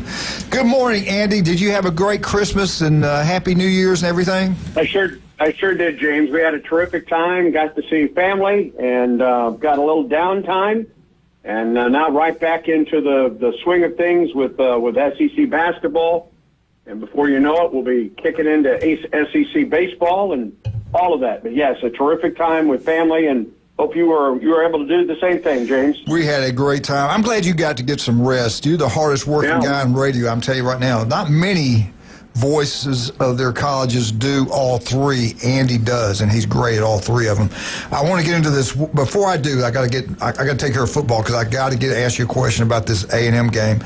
And before I do that, let me tell you what's going on down here in the Panhandle of Florida. People, Auburn fans, were freaking out because, and this is a new era. This is something new we never dealt with before, and it's the normal. You're going to have players leave. You're going to have really good players leave. It doesn't even have to have a coaching change. You're going to have people leave, go back and forth because of NIL. Now, it worked out well for Indiana. They brought a new coach in. He brought 13 players in from James Madison. Penn State, they've taken in 19 players from Iowa State. Auburn now is bringing in, I think, really good players, kids that can play in the SEC from South Florida. Yes, people have freaked out about Coleman. He left. He's going to go to Texas, all that money. There's nothing you can do about it. But I'm looking, and here's some great news for the Auburn Tigers. These experts have Auburn's class ranked right now for his transfers number 9 in the country. Number 9 in the country. So it's not like Auburn's losing because of, I really think Jeremy's with us this morning also. I really think Coleman leaving gets everybody's mind that, it's falling apart, but it's not. Am I right on that, Andy, or am I heading in the right direction, what I'm saying? No, I think we're all disappointed that Cam Coleman entered the transfer portal, and we understand that, and I think it's understandable that Auburn folks are disappointed because he's a fabulous player. But I like the work that Alex Golish and his staff have done to replenish this roster. Not replenish. That's a word I just made up, isn't it? Replenish this roster. And we're not over. I mean, we're still a week and a day away from the end of this transfer portal period. Guys, I drive in past the Waltos Performance Center, which is Auburn's football building, every morning. And I typically get here pretty early in the morning, and every morning that I drive by it, the parking lot in front of the Waltos Performance Center, which is where the coaching staff parks, is full every morning by 7 o'clock, and maybe even earlier. That's just when I notice that it's full. I mean, these guys and gals are getting after it to replenish this roster, to build this roster. Classes started yesterday on Auburn's campus, so it's earlier than a lot of campuses out there coming back from the holiday break. And you still got a week, and Auburn's still after it. It got its quarterback this past weekend, and Byron Brown was at the Auburn basketball game Tuesday night, and was greeted warmly by the Auburn family. Alex Golish was there. There were recruits with Alex Golish at that basketball game. So this staff has been incredibly hardworking to get this roster together. And again, it's just to a point. I mean, we're a week away, and they will not stop until this roster is ready to go, and they'll get into the winter workouts and then spring. I mean, you look on the Auburn University website, the Auburn football website right now. There's no roster listed. There are coaches listed, but there's no roster because there has been that much turnover. Yeah. But guys like Hale Ellis and Bryce Kane, Atkins, those guys have decided, yes, I'm going to be a part of this program moving forward. I think they're to be celebrated along with all of the others that are coming in, the high schoolers that have moved to campus and are in classes at campus, and then these transfers that are coming in as well. It is the day and age that we live in right now. Will it change? Probably. Will there be some more regulations? We all hope that there is. But this is the reality of it right now. And for those that do not pivot to it, you're behind. And I think this staff, this program, this campus has done that. And I look forward to seeing what this roster looks like by this time next week. Okay, I want to shift gears. I want to get into basketball. Watching the game, and I'm talking about Texas A&M and Auburn. Everybody knows that. I watched it, and I listened to the buzzer. I thought it counted. Does not the buzzer go off at the exact same time the clock goes out? It does. Okay. It does. You were there. It's all simultaneous. Yeah. Listen. I'm calling that play. Okay. I thought he got rid of it. I called it as if it were a win for Auburn. You don't get many buzzer beaters in your career as a broadcaster. That would have been my second ever. And I've been in this business since 1983. Okay? So I was very, very excited about it. But immediately the officials went to the monitor. You knew they would. And then they determined with the help of the replay booth in Birmingham that it was not out of his hand in time. Okay. Incredibly disappointing. But there's nothing that Auburn, as far as I can tell, there's nothing that Auburn can do about it. And you move forward. You have no other choice but to move forward. Is it disappointing? Is it heartbreaking? Yeah. I woke up the next morning thinking about it. I thought about it all day yesterday. But I've begun to prep for my game on Saturday with Auburn and number 15 Arkansas coming in. It is incredibly disappointing for this Auburn team because they've suffered two really tough losses in SEC play. They miraculously overcome a 4-point deficit in the final second at Georgia to force overtime and get up by 3 with the basketball in overtime at Georgia and end up losing by 4. I mean, Tuesday night was a roller coaster ride, guys. Auburn's up by 10 at the half, up by 16 in the second half. An incredible run by Texas A&M. Turnovers for Auburn. A&M goes up by 12 with under 7 minutes to go in the ball game. Auburn storms back, and Auburn thinks that, well, heck, we all thought that Auburn had won the game on the 3-point shot by Keyshawn Murphy, and then it's determined that it isn't out of his hand yet. So now you get ready for back-to-back top 25 teams that are big and physical in Arkansas on Saturday, and then Missouri next week, and both of those teams are 2-0 in SEC play. Andy, I think you framed it beautifully, and perhaps, Jeremy. Good morning. Perhaps underneath this, is one of the real first tests for a young coach of helping a group of guys pick themselves up off the floor to go into battle again. Any thoughts as to kind of how you begin to do that work? Because you're right, it doesn't get any easier Saturday night. Well, I guarantee you this about Stephen Pearl. He's not sitting back feeling sorry for himself right now. Was he disappointed? Did he have questions about whether that ball was out of Keyshawn Murphy's hand in time? Absolutely, we all did. But he was part. He was the associate head coach in 2019 when Auburn was robbed of a chance to play for the national championship in Minneapolis. A double dribble that would have given Auburn the ball and the win against Virginia was not called. Everybody saw it. And yet Auburn's season came to a close on a missed call in an NCAA semifinal game on the biggest stage in college basketball.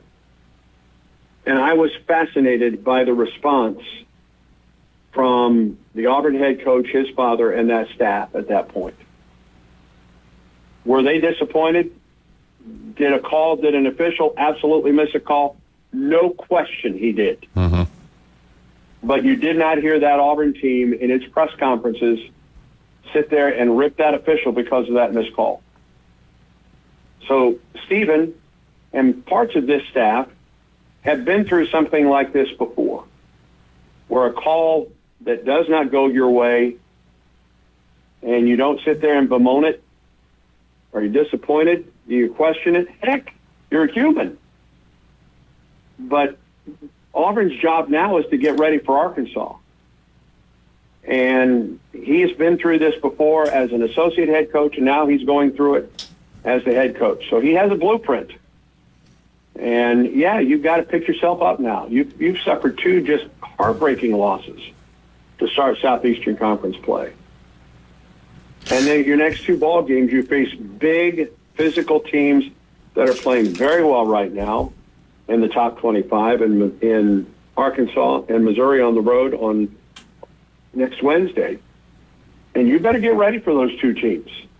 And I guarantee you that Stephen Pearl, when he was able to get through and process everything from that ball game on Tuesday night late, another late night game for Auburn basketball, his mind, at least in part, quickly turned to what do we do about getting ready for Arkansas. And of course, Arkansas won last night at Ole Miss. They're 12-3 on the season and 2-0 in the SEC.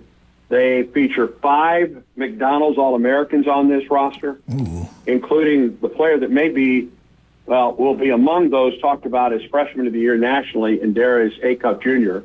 Cam Boozer, of course, at Duke probably will be that person, but you can't. You've got to move forward. Now, how he does that, how he picks this team up, that's a great question. And I will talk with him today, and then we will talk with him tonight on Tiger Talk. And that'll be among the questions that we ask. Andy, before we let you go, I got to ask you, who's going to get it done tonight? You like Miami or you like the Ole Miss Rebels? Wow. It's hard to go against either of these teams because neither of these teams were expected to be at this point. Right now, right? Right. What Ole Miss did against that Georgia ball club was impressive. It's by far the best game we've seen in the playoffs, easily. I mean, most of the rest of the games have been, either just bad football games or blowouts. Yeah. I think Miami plays better defensively than Ole Miss. But, boy, Ole Miss is on a heater. They're on a roll right now. I don't know who's going to win this one tonight. Yeah. What about I think Indiana wins that ball game tomorrow night. Okay. That team is on a roll.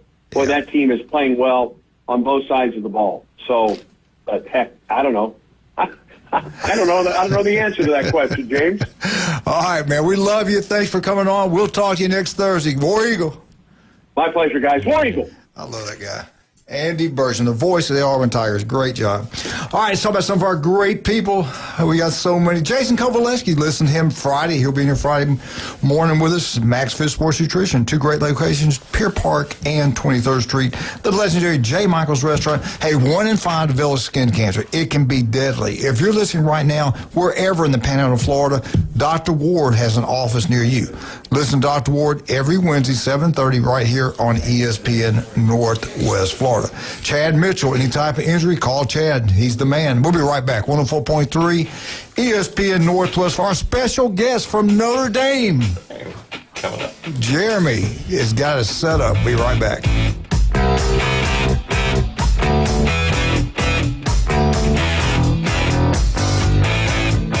You're home for college football. ESPN Northwest Florida. Who's going to advance to the national championship? Coming up tonight, it's the Fiesta Bowl. The Ole Miss Rebels collide with your Miami Hurricanes. Coverage from Glendale, Arizona, coming up at 6, kickoff at 6:30 tonight on your home for the Miami Hurricanes, 104.3 ESPN Northwest Florida. This is Patrick with Turf Pro Pest Control. Do you want a great-looking lawn? Call Turf Pro. We will come out to your property and make a customized plan for your lawn. Then we will do the most important part, execute that plan. Turf Pro is a locally owned and operated company. We take pride in making your lawn beautiful. Call Turf Pro. You will love your lawn. The blue and yellow trucks make your lawn green. Find us on Facebook at Turf Pro PC. With over 4 decades in business, Instant Replay Sports Cards is happy to take your collection to the next level. All new hobby boxes, signed memorabilia and supplies, new and vintage cards and Pokemon. Buy, sell, and trade. They're an authorized source for Topps, Panini, Upper Deck, and Leaf cards. Instant Replay Sports Cards inside the Stanford Station on 23rd Street next to Academy Sports. Come see the bigger store and the larger inventory or visit online, InstantReplaySportsCards.com. Get ready for the season of hits, catches, and smiles. Registration for the Panama City Little League Spring 2026 season is officially open. Baseball and softball for boys and girls ages 4 through 12, and co-ed t-ball for our youngest players. Don't strike out. Registration is open now through January 10. Season runs March 7th through May 16th. To sign up a player, volunteer, or coach, visit the Panama City Little League at registration.bluesombrero.com/85161. The number 1 SEC call-in show is now twice as big. It's double the Paul Feinbaum Show. Weeknights starting at 6. Okay, but also go faster. Now back to the Coach James Hale Show inside the J. Michael Studio. 104.3 ESPN Northwest Florida. Welcome back, 104.3 ESPN Northwest. I've been waiting for it. We told you we're going to have a Notre Dame stud on here with us today. Jeremy, introduce our next special guest, the Notre Dame Fighting Tigers. No, Fighting Tigers. Sorry about that. LSU Fighting Tigers. The Notre Dame. Let's do it. You're still stuck in that Auburn segment. Yeah. Hey, Isaiah, good morning. Jeremy, it's great to hear from you. So just for everybody here in Northwest Florida, I'm going to kind of tell the story of how we're talking to each other today. We were together on New Year's Eve in Catalina Island in California off the coast there, zip lining. I just showed some of the guys in the studio one of the lines, Isaiah, of the big one there, that 1,050-foot, 21-story drop. And oh, yeah. I think they're still trying to collect their stomachs. It's a good thing you're a man of God to be doing child that. abuse right there. Good Lord. Yeah, it was pretty high up. We were looking down. We're like, oh, here we go. That first step. Me and Jeremy helped me get through it a little bit. So, but in the course of just being together on the zip lines, as many of you have done, we start talking to your group here, and Isaiah plays football for the Fighting Irish of Notre Dame, and we had a great time here. Also, is an aspiring sports broadcaster, so he is, finishing up 4 years with the Fighting Irish, and I said, would you love to come on and just kind of talk with us? We chase rabbits and talk college football here, and he was more than willing to do so. Now, are you still in California on break, or are you back in Indiana? I am. I go back in Indiana this weekend. Okay, so it's 6:30 in the Pacific time zone right now, and he got up to come and talk to us here. Thank you for that. Thank you. But no, of course. Yeah, but tell us a little bit about kind of your background, your time with the Fighting Irish, and what it meant to play there for Notre Dame. Right. Well, first and foremost, I appreciate you guys having me on, and then leading into it, playing for Notre Dame. I grew up a huge Notre Dame fan, right? So it was a dream come true when I found out there's an opportunity for me to play the sport that I love, but also go to the school that I love. So since I was a little kid, it was a dream of mine. So when that opportunity came about, you just got to thank God, and you can't say no. It's something you can't deny. Yeah. And there's a lot of lessons that I think that came from playing at Notre Dame or playing sports in general, specifically college football. First is that the standard is a daily choice. Coach Freeman, he does an incredible job of letting us know what that standard is, and that talent might get you noticed, but consistency is what keeps you trusted, and you have to earn that trust through every rep, when you watch film, all the extra stuff you really put in that no one else is going to really see. That's how you earn the trust, and that's how you potentially get on the field or just earn the trust of your teammates and the trust of the coaches. That's one of the first things that I have to say is that standard is the standard. The second thing I learned is that brotherhood takes you forever. It's not just about football in the moment. These are guys that are going to be at my wedding one day, right? Like these are guys that you go to war with and teaches you how to communicate, and that's another thing about the power of sports. And the third is adversity is part of the game. There's injuries, there's depth chart changes. Sometimes you put in everything that you got, but it's not always going to work out. But you have to figure out where your growth is, right? Like, why were you successful? Why were you not? It's always a self-reflection. And I think that's so important, always being able to self-reflect and learn from the past and grow from it. And the last thing is that you're a part of something bigger than yourself. When you realize that this is not just about you, that you have to water this grass, Coach Freeman says, plant trees you'll never see grow, right? Like, and what he means by that is put in all of this effort and time and expect nothing from it, because life is unfair sometimes. But if you go into it saying, oh, I did this, and that, and it doesn't come back to you, that's when your confidence goes out. That's when you lose your purpose. So it's really, I love that saying that Coach does, but the biggest thing about this is everything that I'm saying is a reflection of what Coach is as well. When you have a guy that follows that standard, it's so much easier for us as players. Yeah, one of the things that got us in the conversation was Notre Dame opting out of a bowl, and we talked, in the early part of the show about the bowls and the relevance of the bowls, and now with the playoff.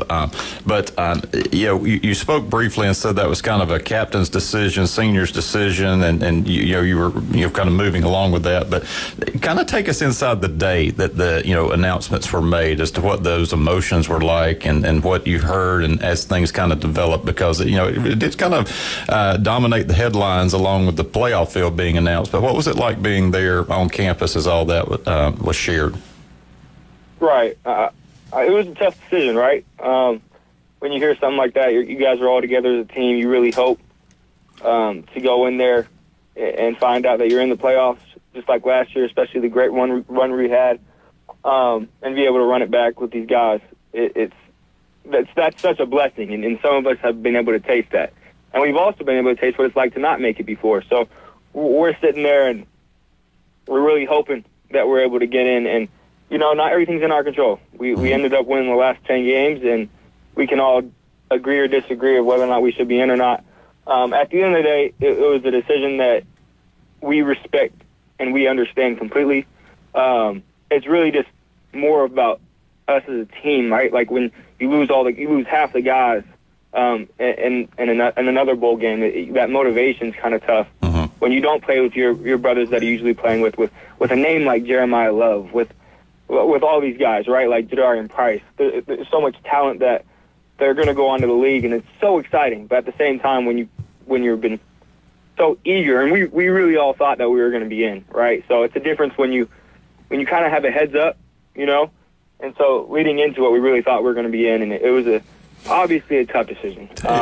but we all stuck together. Well, and I wanted to ask that question first and kind of get out of the way, because you did have a magical run last year that ended in a national championship game, came up a little short against the Buckeyes, but what was that experience like?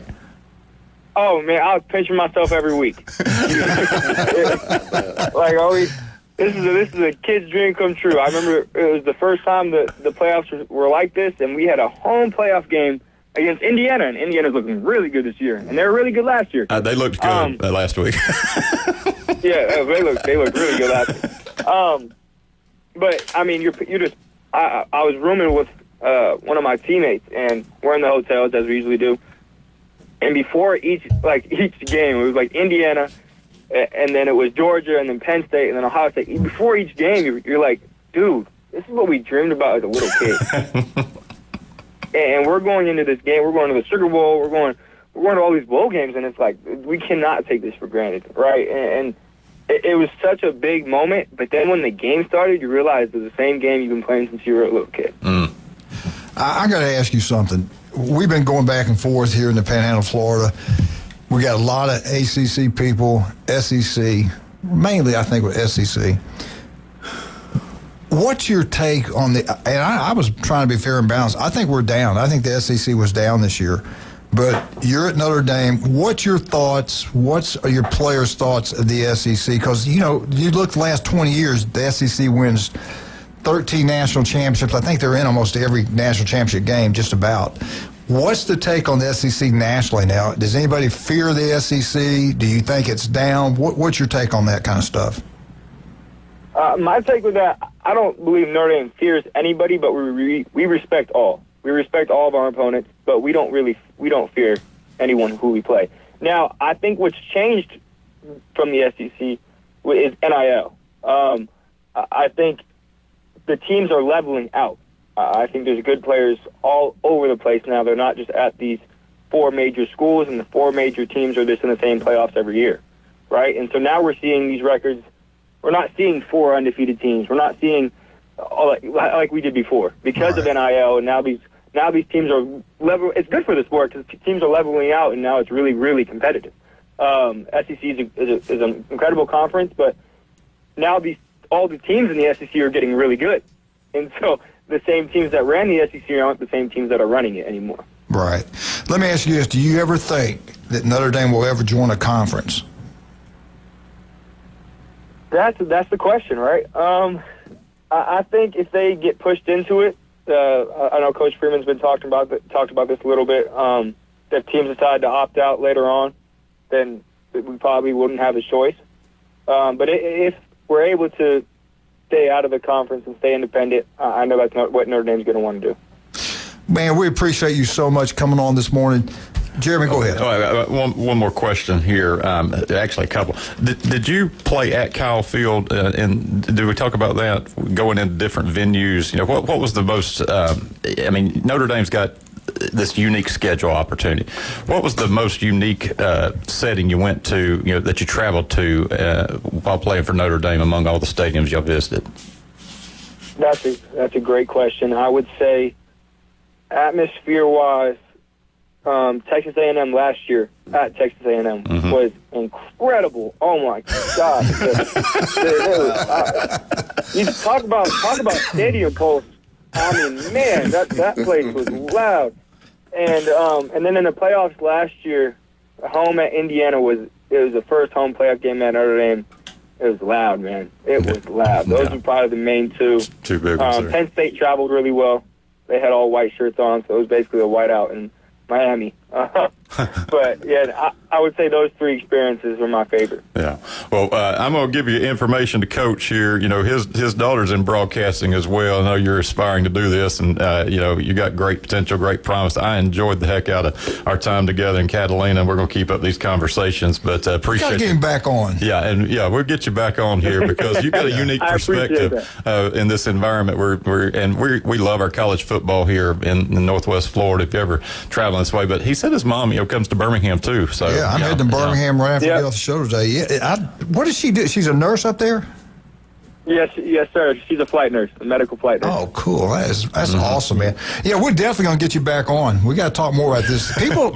You mentioned Notre Dame. People like to hear these stories about Notre Dame. Well, in this part of the world, it's kind of like the United Nations, where you can go through my neighborhood, Isaiah, and you've got every flag from every institution here with all the military folks. A lot of allegiance here. So.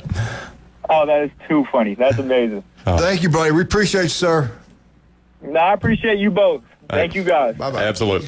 All right, we get back. We got to do our picks. We got to break down this Ole Miss Miami game, and then tomorrow, Indiana and Oregon. It's hard to win them twice, Jeremy. It's hard to be somebody twice in the same year. But thank all of our people. Thank our guests here today.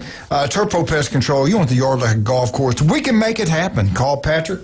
Listen to Patrick every Monday right here on ESPN Northwest Florida. Vandy Roofing, Steve's Bike Shop, Stevenson Air Conditioning, that Cajun Place. We'll be right back. 104.3 ESPN Northwest Florida.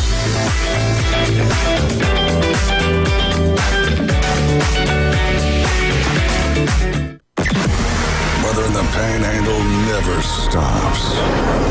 Turn to 104.3 ESPN Northwest Florida. This is Joanna with your latest forecast. Up to the minute weather reports all day long. A chance of thunderstorms and moderate rain. In-depth storm coverage. Winter Storm Enzo. And breaking weather as it happens. Hurricane Helene. ESPN Northwest Florida. We do have a tropical storm warning.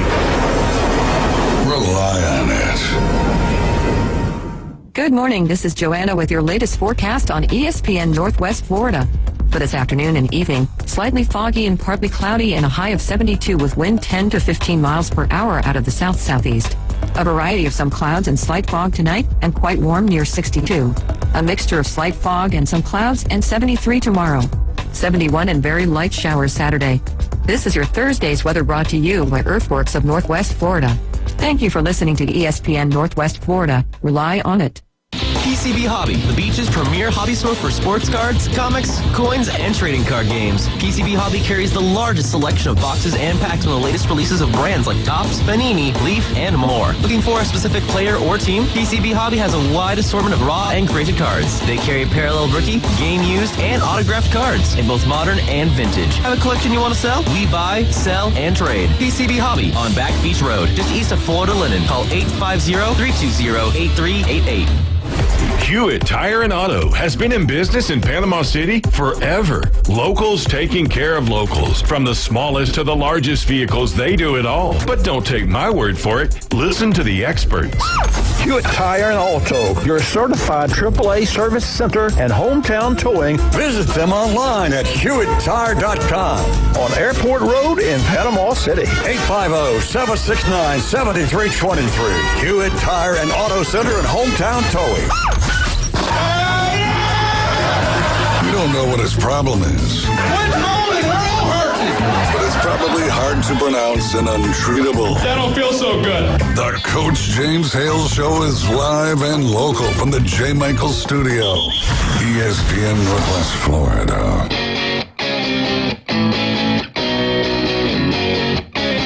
And welcome back. 104.3 ESPN Northwest Florida. Derek Bennett with us this morning.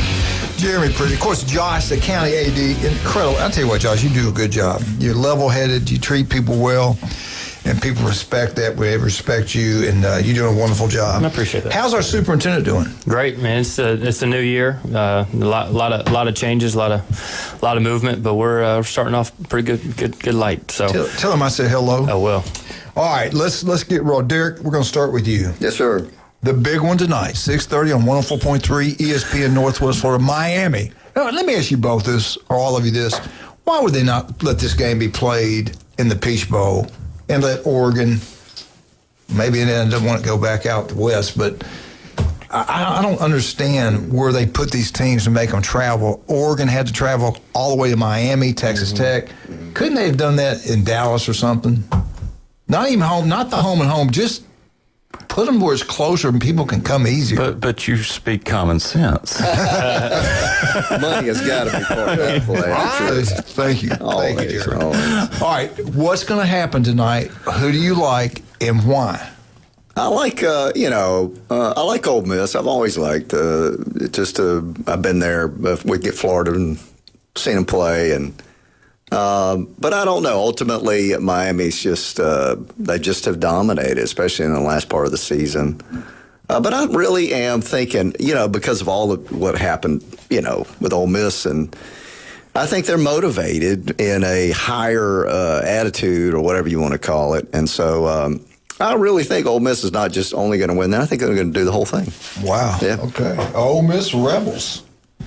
Josh. Yeah, it'd be a fun matchup to watch. Battle of the quarterbacks. You got a Division II standout, transfer portal guy who has something to prove, and he's been proving it all year. And then you got Carson Beck, who's been there, done that, and he's trying to rally a new group and get back to where he's been. So it'll be a fun storyline to watch to see who, there's two different motives in that, but I feel like Derek said, Ole Miss is playing for something bigger, and they've been playing some really good football. But also Miami, seeing them earlier this year. We got this SEC love going on right now. But I got to go with Miami. I really like how Miami's playing. I think Carson Beck's experience in these type of games might make a play or two. Well, give me a score. I think it's going to be in the 20s. I think it's going to be let's go 24-17. Some defense being played Derek, tonight. give me your score. I'm going to go near that. I even think higher. I think it'll be in the 30s because I think it's just going to be a lot of throwing. The 30s help Ole Miss. At a higher scoring game, you got to lean Ole Miss. 30 what? 30, 33 maybe, something like that. Okay. All right, break it down and tell me why. All right, hold on. I'm watching this last second of the Sugar Bowl. Make sure we'll be here an hour. Make sure that Ole Miss actually going to win here. But this is a fascinating matchup. I think it comes down to who's going to be fresher getting into this game. And I do think that the emotional ups and downs of the Sugar Bowl may create a little bit of a drag for Ole Miss. I think Miami came out of the game against Ohio State a lot healthier, more unscathed. And if they can get the quick start, I think the Rebels are in trouble. Miami was so physical against Ohio State. I did not see that coming as we were watching that ball game. So I really think that Miami wins the ball game. I do think we get into the 30s. It's going to push Miami's offense here. But it's been a great run by the Rebels. They may pull it out. But if you just look at who could turn around on quick notice and fly across country and be ready to play, it's Miami. All right, so they don't screw it up. It's easier for defenses to get ready on these short turnarounds. Yeah. And if you look, the key for Ole Miss, they got to jump out. They need to get a 10, 14-point lead. If they don't, I think they're going to be in trouble. If they get that lead, and if Miami doesn't answer quickly, I think Ole Miss will get it done. All right, let's go to Oregon and Indiana. I'll start with you, Jeremy. Indiana put a Nick Saban-type whipping on Alabama. Totally dismantled Alabama. Made them quit. Yep. And it is hard to beat a team twice. Most of the rematches we've seen have been splits. I was surprised that Oregon handled Texas Tech as well as they did. But Texas Tech's defense played valiantly, and the Tech offense just sputtered. Getting to see Indiana in person, it was just beyond what I could have imagined. I had no respect for Indiana beforehand, but I was there. I think I sent you the clip when Signetti got off the bus. I mean, we have to be right there when they unloaded the. Indiana's big. And they're old, and they've been together a while. I mean, there were not a lot of young faces coming off that bus. You got a lot of 6-year seniors. You've got the team that's been together, with him. So Oregon is going to come up short, and Indiana's going to move on. Yeah, can we believe that we're talking about Indiana football, not basketball, football? Yeah. All right, Josh. I like Indiana just for the storyline, and like Jeremy said, it's been impressive to watch, and I think they pull it out. I'm pulling for them. Derek, was it Lombardi said it's not a contact sport; it's a collision sport, right? That's what Indiana's doing. They are just impressive, and but I really think it'll actually be low. I think that will be like 10-7, something. I think it'll be all defense. They're just going to fight each other because they both have amazing defenses. But I think Indiana pull it up. And see, Indiana's at that pro-style offense. They can run it, they can throw it, they can do it all. And all the Georgia fans, again, on Bobo, because they want a wide-open offense. Look who's playing for the national championship. I just hope they're really good games. Again, now the Indiana-Oregon game is Friday, 6:30 tonight, Ole Miss. And it's weird they're playing on a Thursday and Friday. You know why? Because the NFL playoffs. Yeah, absolutely. Yeah. Did you watch Derrick Henry and the Steelers? Yes. Did you see the Catholic priest before the ball game? Yes, he was sprinkling the end zone. It was the holy water, baby. Go left. The end zone where he missed the field goal. Oh, my gosh. Well, I love Derrick Henry. I love him. He's a great guy. And so I want him to do well. But I love the Steelers. I grew up in the 70s. The Steelers were unbelievable, so I like the Steelers. Steel curtain. And they won it. But it was weird. Me and Jason Coles were talking. We always kind of thinking what's going on behind the scenes. All the money bet on football. Steelers couldn't move the ball all game. All of a sudden, they're moving the ball up and down the field. And that one pass to that the Ravens had, there was nobody within 30 yards of the guy. We were like, well, if you go back and look at that replay, it was a pretty cool fake out. You got to admit that receiver gets a lot of credit for that. But that's the first NFL game I watched the entire play. Now, the playoffs, I do watch the playoffs. I got to admit, I do watch that. Hey, I want to thank all three of you guys so much for coming on. Jeremy, real quick, tell me what church, what time? 8:15, 9:30, 10:45 this Sunday, First United Methodist Church, Panama City. Come join us. And Josh, what's going on? Where do you work? Bay District Schools. What's the name of that place? A lot going on. We're concluding, winding down our winter sports, and then we're starting up our spring sports. So baseball conditioning, softball conditioning started. We got flag football starting the end of this month, beach volleyball, track and field. I mean, it's winding up and winding down at the same time. That time of year. Real quick, tell me what that helping people Sure, out. ARC Ministries, come check us out. The Pour Coffee Shop's a good place to come, and it's a portal to come in and learn more about the ARC Ministries, how we're helping people. And everybody's welcome to come in and help, volunteer. Love to. Thanks for inviting me, Coach. Yeah, I love you, brother. All right, make sure you keep it here on 104.3. Don't forget tonight, 6:30, right here. Ole Miss Rebels, SEC, baby, taking on the ACC Miami Hurricanes. ESPN Northwest Florida. Colin Cowherd. Yes, he can be prickly and moody and a bit arrogant, but for a 42-year-old with this receiving core, this defensive head coach, inconsistent run game, to not throw a pick since November 9th,